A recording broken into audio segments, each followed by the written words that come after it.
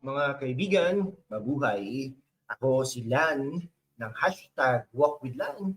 At ngayon sa ating ilang mga minutong deep dive, tatalakayin natin ang mainit na sagupaan sa Senado na nagpainit ng ulo ng marami.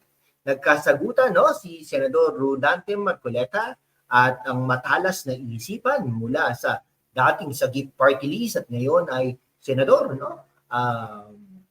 Rodante Marcoleta, siya po ang ating superhero without the cape, mga kaibigan.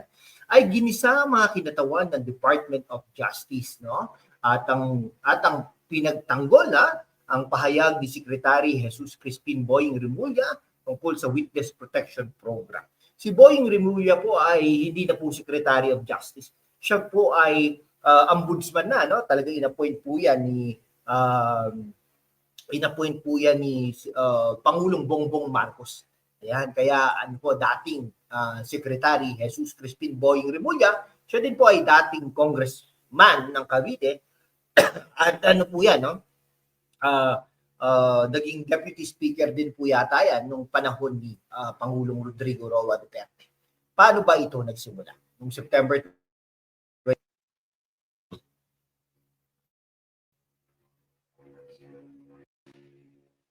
Okay, noong September 23, 2025, sa Senate Blue Ribbon Committee hearing tungkol sa anomalya sa flood control projects ng DPWH na umaabot sa 1.4 trillion pesos. Nag-away sina Marcoleta at Remulla. Si Remulla ay nagsabi na kailangan muna isauli ng Diskaya couple, Sara at Curly, mga contractors, ang ill-gotten wealth bago sila pasukin sa WPP. No? Ano po yung WPP? Witness Protection Program. Pero sabi ni Marcoleta, wala yan sa batas. Kayo ba ang nag-a-amend ng Republic Act 6981? Talagang maalam sa batas no? Si Senador Marcoleta. Okay. Para bang sinabi ni Marcoleta, DOJ, huwag kayong mag-imbento ng recipe sa kusina ng hustisya. Stick to the law. Mga viewers, kung ikaw ay concerned citizen na gustong malaman ang katotohanan, subscribe na at hit that bell. Tayo mag-dive deeper, factual in-depth, at may konting katatawanan para hindi maging boring ang politika. Una, alamin natin ang konteksto Ang Diskaya couple ay whistleblowers sa mga tiwaling flood control projects.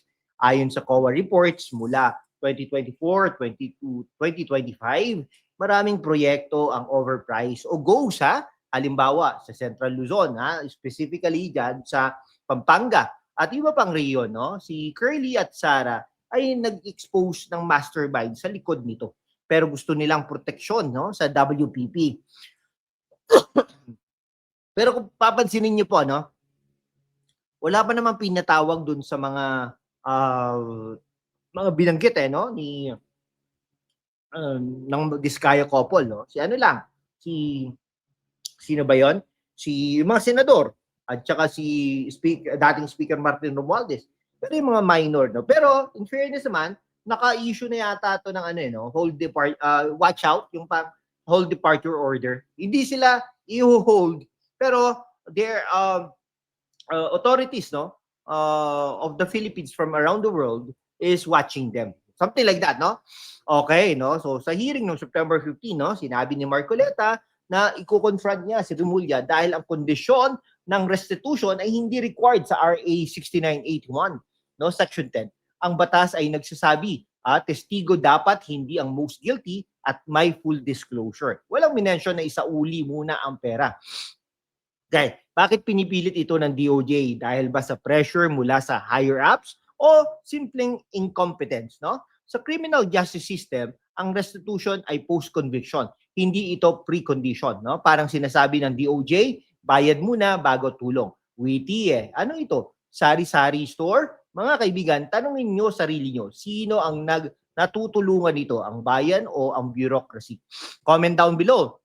Sa tingin mo ba ay tama si Marcoleta? At kung hindi ka pa subscriber, ano pa hinihintay mo? Subscribe para sa more in-depth analysis, mga kaibigan. Ngayon, kape muna po tayo. Ngayon, tignan natin ang sagupaan. Sa September 23 hearing, sinabi ni Remulla, it's just right that we ask for restitution. Pero pinutol siya ni Marcoleta, are you amending the law? Nag-init sa latest hearing, October 21, 2025. Sa Finance Committee, muling ginisa ni Marcoleta ang DOJ, OIC, OIC Frederick Vida at USEC Jess Andres. Sabi niya, you are imagining something that is not within the law. Ay, nako. Okay, independence ng ICI. Ito po, Independent Commission on Infrastructure. Tinanong ni Marcoleta, bakit nanghihiram ng prosecutor sa DOJ? Malayo pa sa tagumpay ang prosecution system. Point 2, reforms ng DOJ. Pinuna ang pagtaas ng evidence standards at pagbaba ng bail. Paano ito nakakaapekto sa ordinaryong Pilipino? Point 3, hindi ko dinidepensahan, Diskaya case. Sila, gusto ko lang ang mastermind. Yun naman pala Gusto ni Senador Marcoleta yung mastermind, Si Marcoleta ay parang chess master, checkmate sa bawat tanong. Habang ang DOJ ay parang nawawalang turista sa sarili nilang batas. Ayon sa ABS-CBN at GMA reports, ang clash ay umabot sa threats ng disbarment. Ano sa tingin mo, mga viewers, si Remulla ba ay defensive dahil may tinatago? Share your thoughts at subscribe para sa updates, mga kaibigan. Okay, bakit critical ito? Dahil ang WPP ay key sa paglaban sa korupsyon. Sa data mula DOJ mismo, mababa ang success rate ng cases dahil sa kakulangan ng testigo. Kung ipipilit ang extra conditions, mas maraming masterminds ang makakalusot, mga kaibigan. Tulad ng sinabi ni Attorney Howard Calleja sa interview, tama si Remulla sa restitution talaga. Bakit hindi post-admission? Ito ay overreach. DOJ, huwag kayo maging gatekeeper ng hustisya. Kayo ang dapat magbukas ng pinto. Okay, sa expose nga mga kaibigan, at sa mga news, maraming netizens ang sumasang-ayon kay Marcoleta. Tulad ng Laban Marcoleta mula sa users. Kung hindi maayos ito, patuloy ang baha sa Pilipinas. Literal at metaphorical. Kung gusto mong malaman pa, subscribe na at i-like itong channel na ito. Tayo ay maging informed citizens. Ngayon, tignan natin ang public opinion, mga kaibigan. Sa X searches, maraming post na Marcoleta versus DOJ na critical sa DOJ's delays. Halimbawa, bakit galit na galit si Marcoleta? Dahil walang aksyon, mga kaibigan. Si Remulla ay boying, pero ang kanyang pahayag ay hindi boyish. It's serious pero flawed. Para sa full context, basahin ang RA 6981 at Senate transcripts, mga kaibigan. Mga kaibigan, kung nakinabang ka sa analysis na ito, subscribe na. Goal natin ay mag 20,000 subscribers. Unti-unti lang, Ano na po tayo ngayon? 19,000. Konti na lang, magto 20,000 na tayo. Siyempre, ang ultimate goal natin ay magkaroon ng play button, 100,000 subscribers. Sana po ma-atim natin yan this month or yung 100,000 next year. Para sa more content tulad nito, share sa friends mo, mga kaibigan.